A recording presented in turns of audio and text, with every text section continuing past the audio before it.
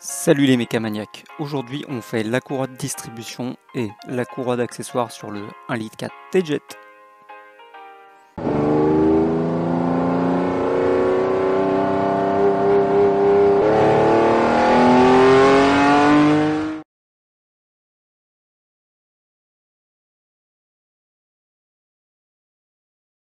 Donc aujourd'hui on va se faire un tutoriel un petit peu plus difficile que les précédents que j'ai fait, sans pour autant qu'il soit vraiment très compliqué.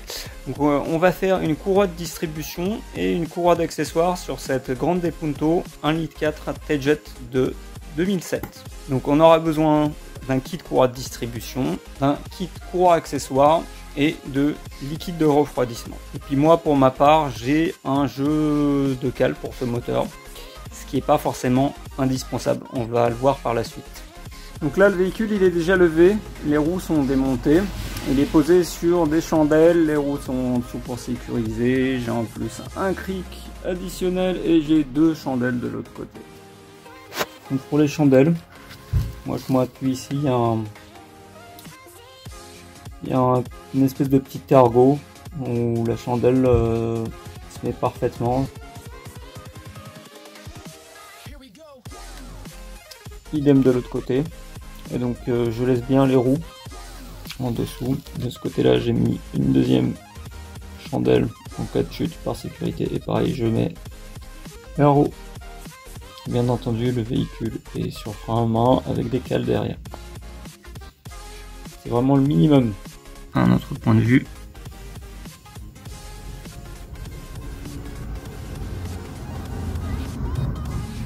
Donc là pour commencer je vais me faire de la place pour travailler, donc je vais enlever le couvercle du moteur et la boîte à air.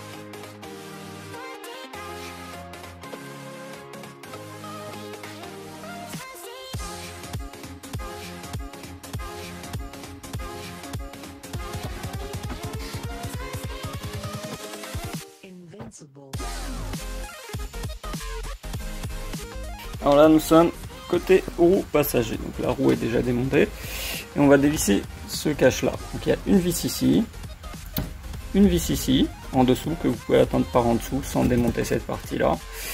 Là il y a un trou, ça c'est pas normal. Là il y a une vis qui n'est pas vissée ici, et après vous en avez normalement une par en dessous. Nous sommes en dessous côté passager, et là il manque un bout du cache. Normalement vous avez un cache qui va jusque là et vous avez une vis vissée ici qu'il faut dévisser ici. Si le cache apparemment est abîmé, il va falloir que j'en rachète un. Pour atteindre la petite vis qui est ici, moi je passe par en dessous. Vous pouvez utiliser soit un petit tournevis comme ça assez court, d'accord. Moi j'utilise un cliquet avec un embout cruciforme comme ça pour y accéder. Donc nous sommes toujours côté passager, en dessous du véhicule. J'ai enlevé le petit cache. Maintenant on va déclipser le petit tuyau pour avoir plus de jeu quand on va dévisser la poulie. Donc là il y a un petit clips plastique qu'on peut ouvrir par le haut avec un tournevis. Et tac, Et ici, on a une vis de 10, si je ne me trompe pas. Comme c'est une partie souple, ça va donner un petit peu de jeu pour avoir plus accès à la poulie. Donc je vais démonter ça.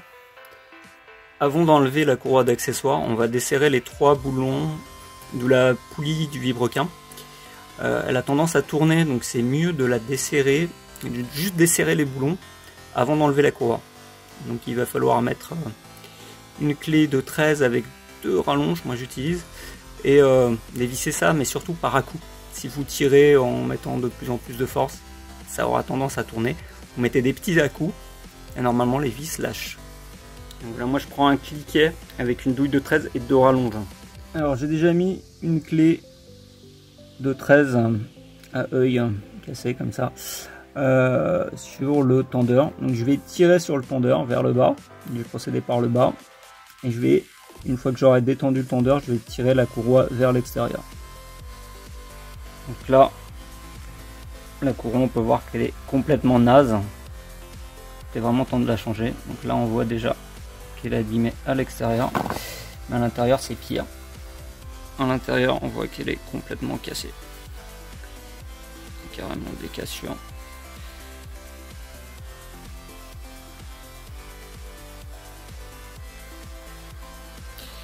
Voilà. Elle a probablement jamais été changée. Le véhicule a à peu près 150 000 km et il est de 2007. Donc voilà, j'ai desserré le tendeur et la poulie d'ampère. Donc pour le tendeur, j'ai utilisé une petite clé Allen comme ça de 6. On met bien sûr dans la vis. Bien faire attention de la mettre bien au fond. Sinon vous risquez de ripper la vis. Et puis j'ai utilisé un petit tube en guise de rallonge. Donc faut tirer par à-coup pour que ça lâche. Enfin, j'ai dû tirer par à-coup pour que ça lâche. Surtout, tirez pas en force, vraiment en mettant de la force progressivement. Mettez des à-coups. Ça évitera de bouffer le filetage à l'intérieur. Enfin, pas le filetage, l'empreinte. Et après, si vous faites ça, bah, vous serez vraiment emmerdé pour dévisser le tendeur. Donc ça, c'est le tendeur qui était sur le véhicule. Donc c'est du... Hop, dans ce sens-là plutôt. C'est du déco. Donc bah, contrairement à la courroie, il n'est pas encore si mal que ça. Il ne présente pas de jeu particulier. Pas de bruit comme ça en le faisant fonctionner à la main. Au niveau du roulant, bon après il a l'air crade. Peut-être que la graisse au niveau du roulement commençait à se barrer un petit peu. Voilà. Pour la poulie d'ampère. Du vilebrequin, donc 3 petites vis de 13 que j'ai desserrées précédemment, donc là j'ai pu les desserrer quasiment à la main. Vérifiez que la partie caoutchouc amortissement n'est pas craquelée. Si jamais elle est craquelée, bah faut le remplacer parce que c'est une partie qui amortit les vibrations. Donc, normalement la partie intérieure et cette partie là sont connectées par la partie en caoutchouc. Et là, normalement, cette partie-là, avec cette partie-là, doit être connectée pareil par la partie en caoutchouc. Vous pouvez examiner la courroie, que les dents ne soient pas abîmées. Puis la nettoyer un petit peu, si nécessaire. Voilà. Donc là, on a terminé le démontage de la courroie d'accessoires. Si vous voulez juste changer la courroie d'accessoires et que la partie distribution ne vous intéresse pas, vous pouvez passer le film jusqu'au moment du remontage de la courroie d'accessoires. Donc voilà, le tendeur vient se mettre sur cette partie là et en principe il y a un petit détrompeur pour ne pas le mettre en mauvaise position. Voilà. Comme nous allons changer la distribution avec la pompe à eau, il va falloir vidanger le liquide de refroidissement. Donc sur ce radiateur là, je n'ai pas vu de bouchon de vidange malheureusement. Donc moi habituellement je casse le collier qui est en bas là, de ce tuyau là. Je casse le collier et par la suite je remets un collier à visser. Ici la distribution a déjà été faite, donc eux ils ont démonté le collier en haut ici. Donc il y a déjà un collier à visser, ça va être plus simple de dévisser ici, donc je vais dévisser ici. J'ai essayé de mettre un entonnoir pour faire couler en bas sans tout dégueulasser. Alors voilà approximativement comment j'ai placé mon entonnoir. Donc ça coulait un petit peu à côté, mais pas de drame. Donc par la suite, je vais nettoyer le petit bout là, qui présente un petit peu de rouille, un petit peu d'irrégularité pour que ce soit bien étanche avant de remonter. Une fois que ça s'était vidé à ce niveau, j'ai dévissé le bouchon bleu là du vase d'expansion, donc ça a coulé encore par la suite. Et puis une fois que ça a terminé de couler, j'ai pris le petit tube là et je l'ai penché vers le bas afin de vider un maximum de liquide de refroidissement. Comme ça, on va le remplacer pratiquement dans son intégralité.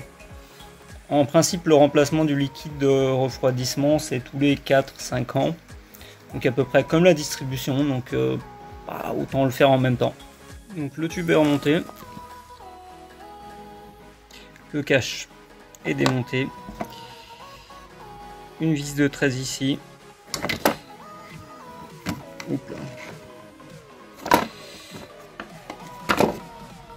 une vis de 10 ici qui va ici, les deux petits fils là, enfin le fil ou les deux petits fils, ils sont ici dans la gorge, donc faut faire attention quand on le sort. Alors, et on découvre la courroie de distribution.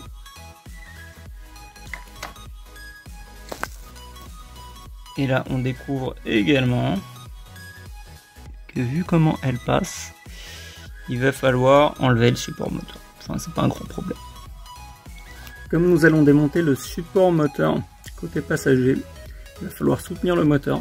Donc je vous conseille de mettre une petite cale en bas comme moi. Vous mettez votre cric en dessous, pas forcément un cric rouleur d'ailleurs. Et puis vous mettez juste un petit coup pour qu'il se mette en tension. Faut pas lever le moteur, mais le but c'est juste de le soutenir quand on va dévisser le support moteur. Le support moteur. Donc on va dévisser les 3 vis ici. Les 2 vis ici, il y en a une autre, je ne sais pas si on la voit ici, c'est du torque ça.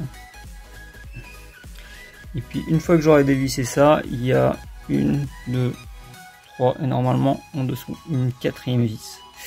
Donc je vais commencer par celle-là, après je vais dévisser ces deux-là, je vais enlever la pièce et je vais enlever le support moteur qui est fixé, enfin la partie métallique qui est fixée au moteur. Moi ce que je me fais, c'est que je sais pas, vous voyez des petites traces bleues. Donc en fait je me fais des petites marques pour savoir à peu près dans quelle position il était, parce que quand on met le cric, ça a tendance à le bouger un petit peu, donc pour essayer de le remettre à peu près dans la même position. Donc petit correctif, en fait il y a 3 vis et non 2 comme je l'ai précisé précédemment. Donc ça c'est du Torx E14 et ça c'est du Torx E18. Si vous n'avez pas de Torx, c'est possible aussi de dévisser ça avec des douilles hexagonales traditionnelles. La partie du support moteur fixée sur le moteur est démontée. Donc cette distribution apparemment a été faite il y a environ 4 ans, un petit peu plus de 4 ans, par une concession Citroën. Je ne sais pas si vous connaissez Citroën, ils font des voitures aussi. Et donc, bah, il manque une vis. Là, tout à l'heure, je vous avais dit qu'il y avait 4 vis dans le support et j'avais oublié qu'il y en a une 5e là en dessous. Et comme elle est compliquée à mettre, bah, chez Citroën, bah, ils l'ont pas mis. Et ils en ont perdu une, probablement une autre, parce qu'ils ont mis une vis qui est entièrement filetée. Ça, c'est pas une vis qui vient de là.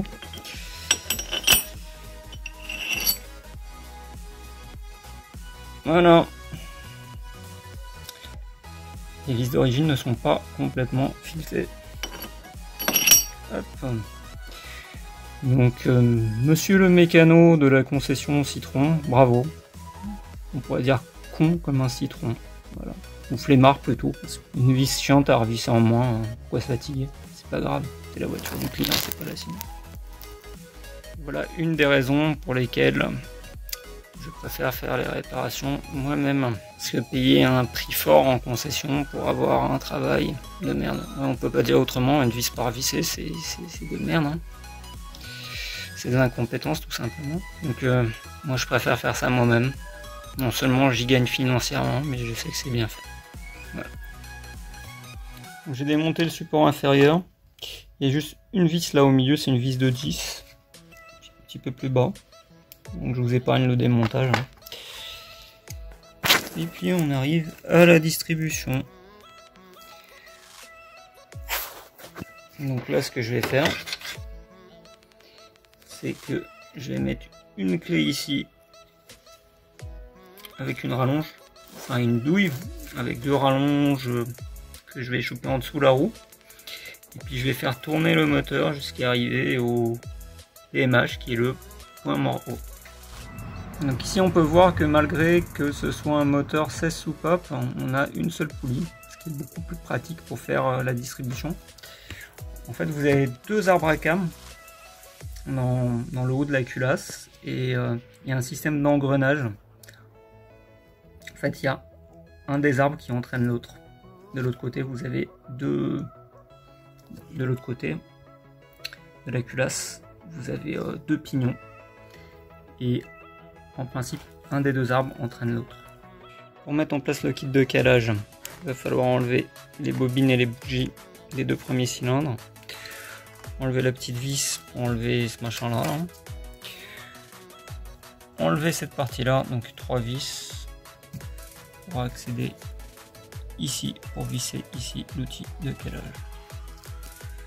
Et finalement pour cette petite pièce en fait il y a 2 vis, donc il y a une vis à droite, vous avez une vis de 13, enfin un écrou, et une vis pour retirer la vis. J'ai dû utiliser une douille longue de 13 et puis l'autre c'est du 10. Voilà. Donc la méthode de calage telle que décrite dans le manuel constructeur. Donc il faut mettre en place 2 tiges comme ça à la place de la première et seconde bougie avec des petites tiges et régler le moteur jusqu'à ce qu'elle soit tout en bas. Une fois qu'elles sont tout en bas, il faut dévisser la vis ici et mettre en place cet outil. S'il ne rentre pas, il faut faire encore un tour de moteur. Un tour de vilebrequin vaut un tour complet de l'arbre à cam vaut 2 tours de vilebrequin. Donc là vous refaites un tour, vous vérifiez que les 2 tiges soient bien en bas et vous essayez de mettre en place cet outil. Normalement quand c'est calé, vous pouvez aussi en bas mettre en place l'outil de blocage. Donc là, vue d'en bas de l'outil de blocage du vilebrequin qui a 3 vis. Ici vous avez un petit détrompeur, vous pouvez pas le mettre dans le mauvais sens. Et plus haut là,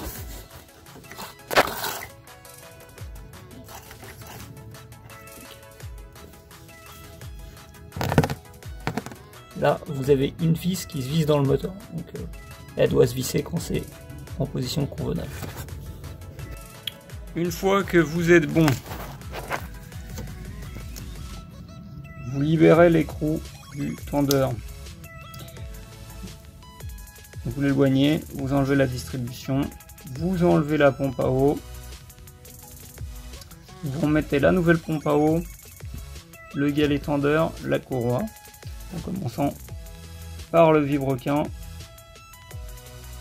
enfin à l'inverse du sens horaire, on commence par le vilebrequin et on remonte jusqu'à l'arbre à cam et après on la met par là. Surtout ne pas retourner la courroie, ne pas la plier. Une fois que vous avez mis en place la nouvelle pompe à eau, le nouveau galet tendeur et la courroie de distribution sur le tour, vous bloquez avec cet outil là en le plaçant ici en dessous, il y a un trou, la poulie d'arbre à cam. Vous la desserrez, vous retirez cet outil, sachant que la poulie est libre, elle tourne librement, il n'y a pas d'ergot. Vous tendez au maximum, ce qui va tendre la courroie de distribution sur son intégralité de manière équilibrée. Une fois que c'est fait, vous revissez cet outil. vous revissez la poulie d'arbre à cam. Je crois que c'est 120 Nm. À vérifier. Une fois qu'elle est dévissée, vous enlevez ça. Vous vérifiez toujours que tout est calé, que c'est bloqué. Si c'est bon, vous enlevez tous les outils de calage. Vous faites 2 tours du moteur à la main. Et vous essayez de remettre les outils de calage pour être sûr que c'est bon. Si c'est bon, vous tendez ensuite la courroie de distribution à sa tension finale. Vous avez 2 petits repères. Hop, 2 petits repères que je vous ferai voir tout à l'heure. Qui sont mal alignés d'ailleurs. Un repère ici et un repère là. Là, elle est mal tendue. D'accord? Ça, c'est la méthode atelier. Deuxième méthode. Celle qui a d'ailleurs été vraisemblablement employée ici, au vu des marquages ici et ici. Ce n'est pas moi qui les ai faits. Vous placez la courroie au PMH théorique. Alors, je sais pas comment on fait sans outil. On peut se guider à peu près à la position comme on a pu voir en bas. Une fois que vous êtes au PMH, vous faites des petites marques. Une petite marque ici, une petite marque au niveau du vilebrequin. Si vous avez vraiment peur de mal la caler, vous faites une autre marque sur la roue et une sur la courroie et idem. Une sur la roue, une sur la courroie. Vous enlevez la courroie, vous remettez les nouvelles pièces, vous remettez la nouvelle courroie. En ayant soin au préalable d'avoir reporté le marquage de l'ancienne sur la nouvelle, en comptant le nombre de dents que vous avez entre les deux courroies. De cette manière, vous serez sûr que entre ici et la poulie de vilebrequin, vous avez c'est bien tendu, comme auparavant. Que vous n'avez pas laissé par exemple une dent en plus, ce qui aurait pour effet de décaler le tout. Voilà. Et pareil, après vous tendez au maximum, vous faites 2 tours du moteur, vous vérifiez vos marquages. Enfin, ceux sur la courroie auront bougé, mais normalement vous faites un repère sur la roue et un repère fixe sur le moteur. Et si c'est bon, vous réglez la tension finale sur le tendeur. Pour info, le petit outil qui va dans la culasse pour bloquer l'arbre à cam, j'ai dû le démonter, j'ai juste laissé la petite tige et pas assez de place pour passer le tout. Et ça rentre assez fermement. Ça va rentrer jusqu'au bout. Sans trop forcer, normalement elle doit rentrer. Voilà un petit peu de jeu. Hop, voilà, donc on est bon. Surtout pas la rentrer au marteau ou un truc comme ça, donc là on est en bonne position. J'ai mis en place les tiges de calage dans les puits de bougie. J'ai mis en place le petit outil de calage dans la culasse. Je me suis fait des marques. Et puis ce que je vais faire, c'est que je vais essayer de faire la distribution en me servant uniquement des marques. Et puis à la fin, je verrai avec les outils de calage si c'est bon, s'il est nécessaire de desserrer la poulie de l'arbre à cam comme il est précisé dans la revue technique.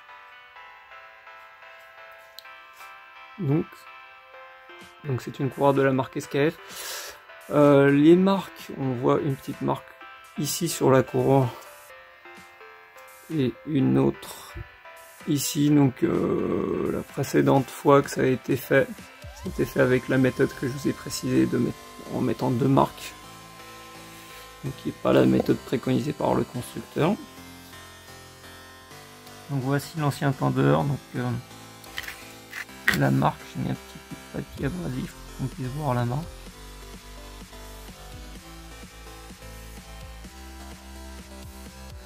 Lightens, j'ai jamais vu au bataillon, je ne connais pas, si vous connaissez.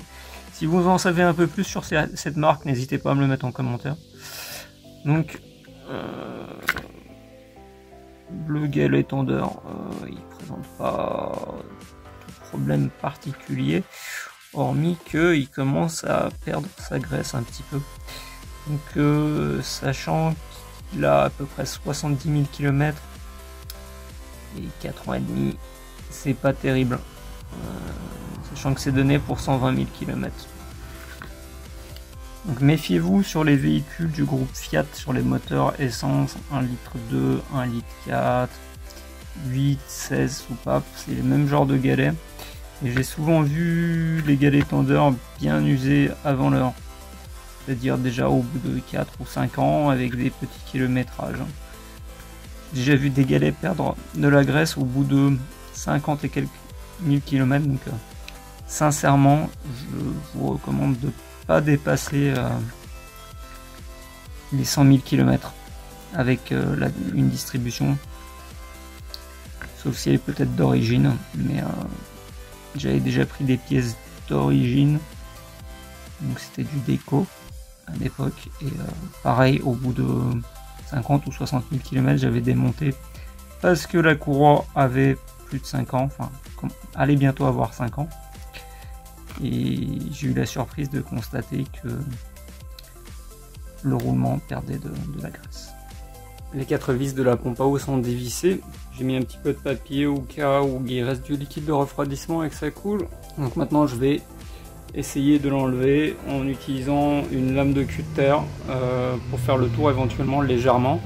Et puis après je ferai le levier sur une partie du moteur avec un tournevis ou un outil en prenant soin de mettre une petite cale en bois pour pas abîmer le moteur. Donc finalement j'ai pas utilisé le cutter pour enlever la pompe. J'ai mis un petit bout de bois ici, enfin, pour le coup c'est une brosse, pas de m'appuyer sur le moteur. C'est un outil pour enlever les plastiques comme ça, enlever les clips en plastique. Et je me suis appuyé ici en tirant le coin supérieur gauche de la pompe. Donc là vous allez trop l'attraper et c'est venu tout seul. Par contre je vous conseille de mettre une bassine, ne m'attendez pas à ce qu'il y ait autant de liquide, du coup j'ai un peu inondé mon garage. Voilà l'emplacement où va la pompe, donc il va falloir tout nettoyer, enlever tous les restes de liquide avec un chiffon pour que ce soit bien sec, pour que le joint qu'on va mettre ne soit pas mouillé, sinon on risque d'avoir des fuites. Donc pour gratter la surface, je vais sûrement prendre un grattoir en plastique pour pareiller la surface. Et éventuellement, s'il y a vraiment des petites parties que j'arrive pas à enlever, je vais prendre du papier abrasif 1000. Vraiment pas attaquer la surface. Cette partie là, faut que ce soit vraiment nickel. Ancienne pompe, pas de marque apparente. Les ailettes sont en plastique. Au vu au vu des déchets du joint, ils n'ont pas apporté beaucoup de soins. La mise en place du joint, l'application du joint au montage. Pas de problème particulier, hein, la pompe semble fonctionner encore correctement. Il n'y a pas de marque apparente. Il y a juste une référence. Ici, voilà. Éventuellement je regarderai plus tard à quoi ça correspond. Je pense qu'on pourra récupérer une marque avec ça. Est-ce que ça donne une fois nettoyé? Donc pendant le nettoyage, je vous conseille de mettre quelque chose, enfin du papier ou un chiffon à l'intérieur pour pas que les merdes, les bouts de joint viennent à l'intérieur et restent dans le circuit par la suite.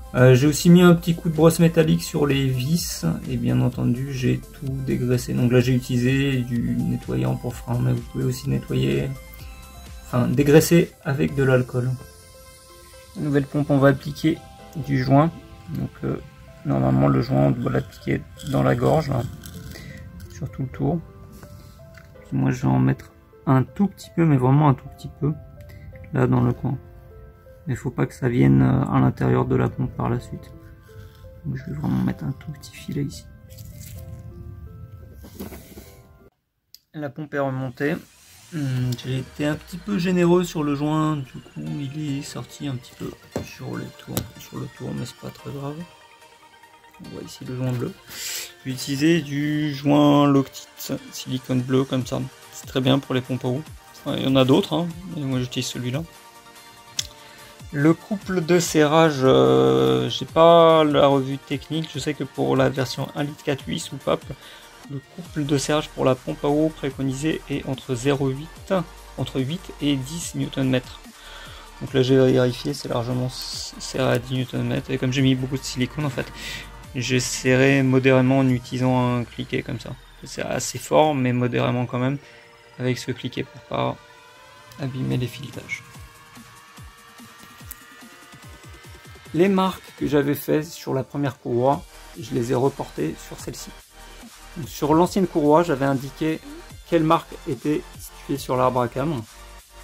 Donc à partir de là, j'ai calculé le nombre de dents sur l'ancienne courroie jusqu'au deuxième marquage. Donc j'ai calculé 2 fois. J'ai fait la même chose sur cette courroie et j'ai reporté les marques. D'habitude, je fais pas cela, mais je vais vous faire voir pour comment fonctionne cette méthode. Donc là, je vais installer la courroie. Je vais prendre la marque du bas. Je vais la mettre au niveau du vilebrequin. Et puis par la suite, je vais monter au niveau de l'arbre à cam en essayant de tomber juste sur la marque. Une chose à savoir, la courroie a un sens. Donc quand vous êtes comme ça, face à la distribution, il faut que vous puissiez lire les inscriptions. Autre information importante, primordiale même je dirais, vérifiez toujours le nombre de dents avant de monter une courroie, parce que si jamais c'est pas le même nombre de dents, vous risquez d'avoir de sérieux problèmes. Donc parfois, comme ici, c'est indiqué. Donc moi, je les ai pas comptées, parce qu'elles sont indiquées sur les 2 courroies, c'est à peu près lisible. Difficilement sur l'ancienne, mais c'est lisible. Donc on peut lire le nombre de dents, donc pas besoin de les calculer. Quand c'est pas visible, bah, vous mettez une petite ficelle ou un truc pour marquer le début et vous tapez toutes les dents à compter pour être sûr. Pareil, 2 fois. Malheureusement, j'ai pas pu filmer faute de place dans mon garage. Donc pour monter la courroie, j'ai enlevé le galet tendeur.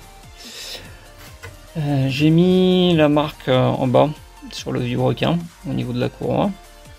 J'ai passé jusqu'ici et elle était décalée de une dent, la courroie par rapport à la marque. J'ai donc tenu ici pour qu'elle saute pas. Puis en tirant ici, j'ai raccroché une dent après. Enfin, sans trop forcer, il n'y a pas besoin de forcer énormément. Et après, il faut tenir pour qu'elle se barre pas. Il faut se mettre le tendeur à proximité et il faut mettre en place le tendeur sans forcément le tendre, qu'il soit déjà en place. Avant de tendre, regardez bien qu'elle soit bien en place horizontalement, c'est-à-dire vous voyez les traces normalement quand la courroie était enlevée, vous voyez les traces où la courroie passait. Donc là c'est peut-être un peu plus flagrant en bas. On voit bien la marque où la courroie passait, donc il faut essayer de la remettre à peu près pareil. Donc là, je vais enlever le petit boutonnier de blocage.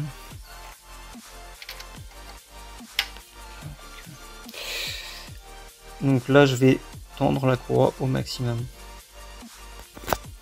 Pour tendre le tendeur, il faudra comprimer le ressort. Donc moi j'ai un petit outil comme ça qui vient du kit de calage. Donc c'est super pratique. On l'introduit dans les 2 petits trous. On tourne. Voilà. Ce repère va venir se déplacer jusqu'au repère ici. Donc le bon calage c'est quand ce repère là, ici, est en face de celui-là. Juste en face. Ça c'est la bonne tension. Dans un premier temps on va tendre à fond. On va visser, on va faire 2 tours de moteur, on va vérifier que tout va bien. Si tout va bien, on va revenir jusqu'à se retrouver avec les 2 repères en face. Si vous n'avez pas de bitonnier comme ça, vous pouvez aussi aller en magasin de bricolage et acheter ce genre de pince. Au début, je tendais avec ce genre de choses. Vous pouvez mettre à l'intérieur et tourner. Bon, c'est moins pratique, mais ça se trouve à peu près partout. Et surtout, ça coûte en principe pas très cher. La courroie est remontée, le tendeur est tendu à fond. Le petit outil de calage au niveau de l'arbre à cam est enlevé. Donc on va faire 2 tours du moteur. La courroie est en place, la petite marque le tendeur tendu à fond. J'essaie de vous faire voir en bas. Et là c'est pareil, on ne voit pas très bien la marque sur la courroie. Mais il y en a une à cet endroit.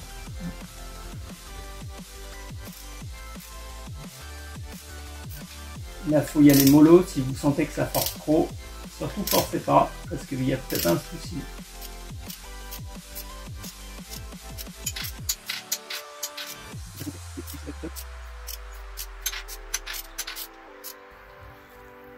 Donc là, on est bien au point de calage. Le repère est bien en face.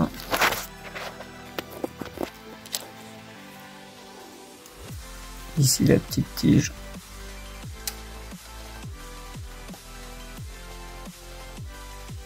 Rentre bien. Et en bas le repère est aussi bien.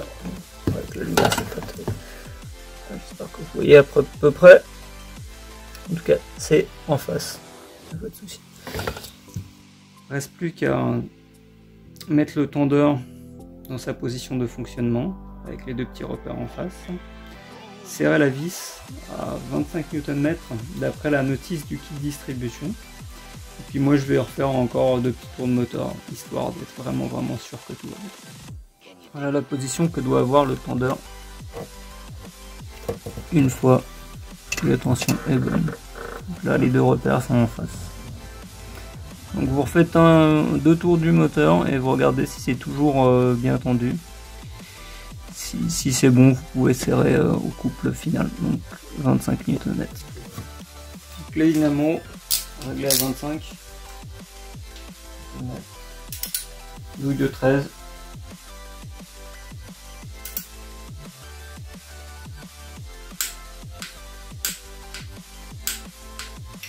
On est bon. Je continue le remontage, donc je vous épargne toutes les étapes.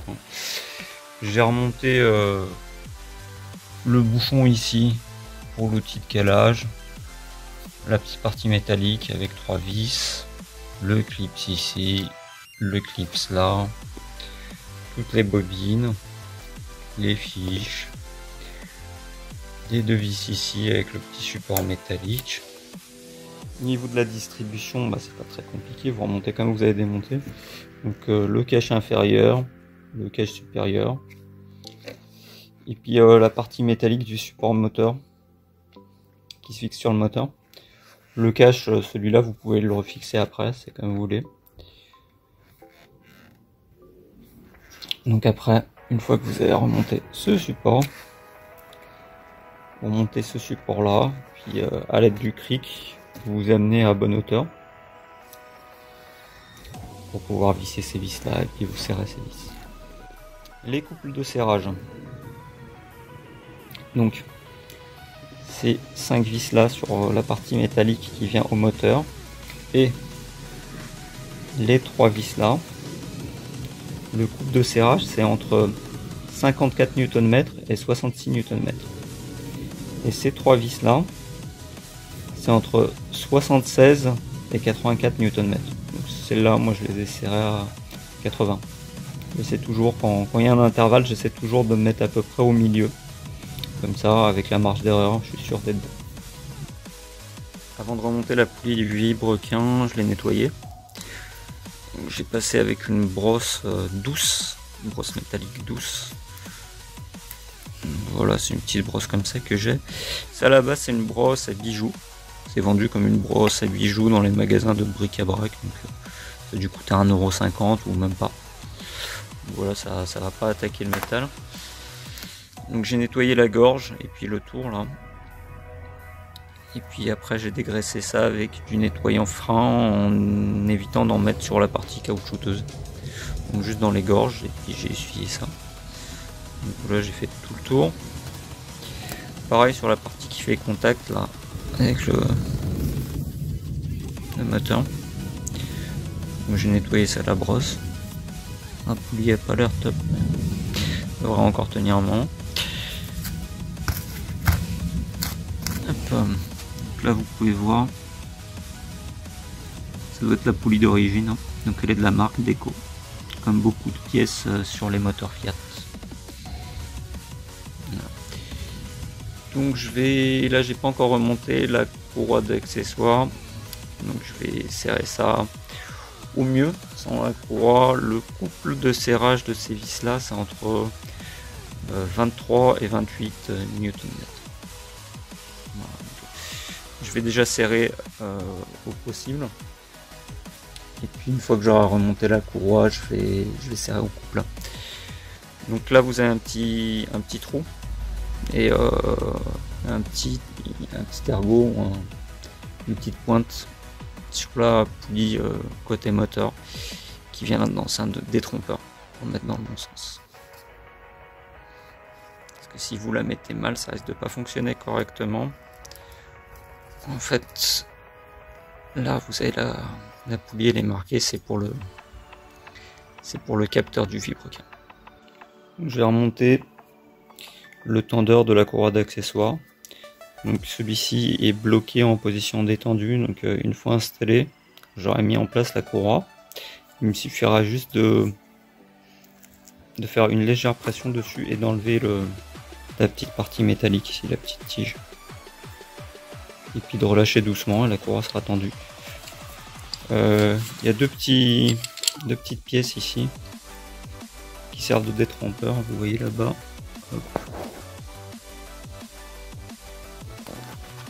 On va le mettre en place, pareil, il y a deux petits trous. Pareil pour pas se tromper. J'ai pas trouvé le couple de serrage de cette pièce là, donc je vais serrer ça modérément. Voilà. Si vous avez le couple de serrage, bah, n'hésitez pas à le mettre en commentaire. Voilà ce que ça donne une fois en place. Donc il reste plus qu'à mettre en place la courroie et libérer le tendeur. Même principe pour la courroie d'accessoires que pour la courroie de distribution. Quand on est côté moteur, on doit pouvoir lire les inscriptions. Enfin, quand on est côté passager. La courroie est en place, donc là j'ai déjà mis en place la clé. Là. Je vais appuyer sur la clé, puis je vais tirer la petite tige ici qui est bien accessible. Et puis ça aura pour effet de tendre la courroie. Donc une fois que vous aurez monté la courroie, faites tout de même bien attention à vérifier qu'elle est bien mise au niveau des gorges sur toutes les poulies. Donc vous en avez 3 en bas et 2 sur la gauche. Je vais faire le serrage final. Donc pour rappel, c'est entre 23 et 28 Nm. Du coup, moi je serre à 25 Nm.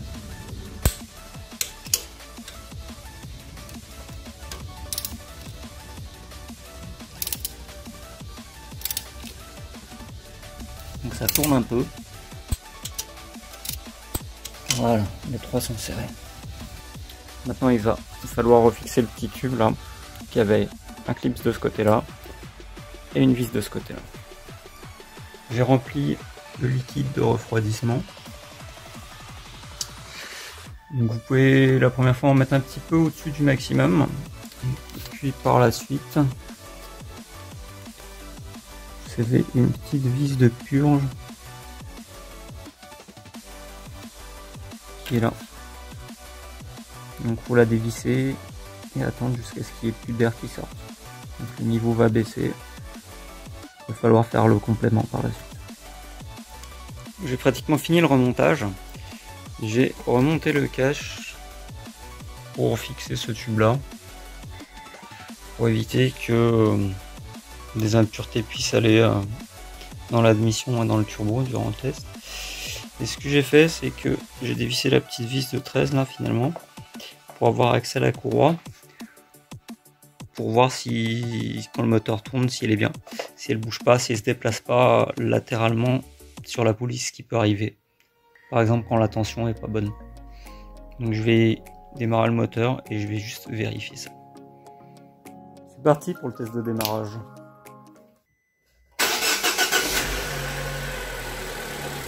Donc là ça tourne. Donc là je jette un coup d'œil, c'est pas forcément évident, mais là moi je vois que c'est bon. Donc j'ai fini de tout remonter.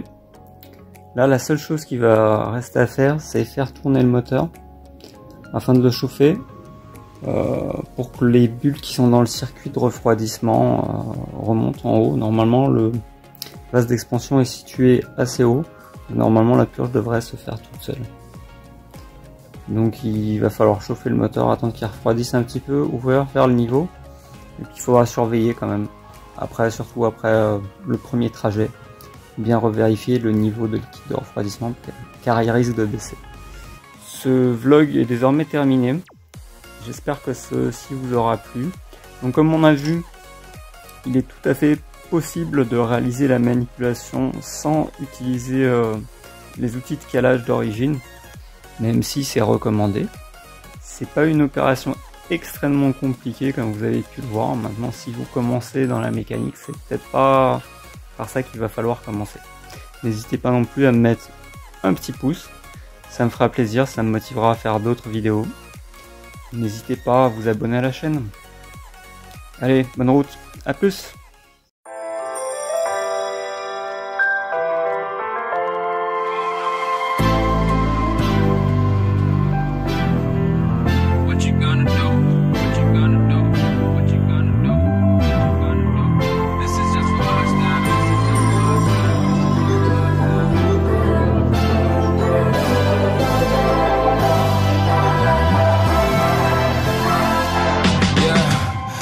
Never ever find the right words.